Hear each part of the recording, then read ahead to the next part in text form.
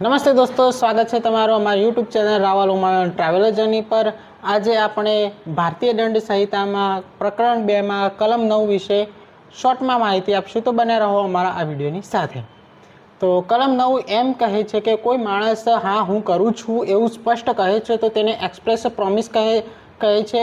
કોઈ માણસ કહ્યા વગર વર્તનથી સમજાય એટલે ઇમ્પ્લાઇડ પ્રોમિસ, એટલે શબ્દો સાથે પણ થઈ શકે અને વર્તન પરથી પણ માનવામાં આવે।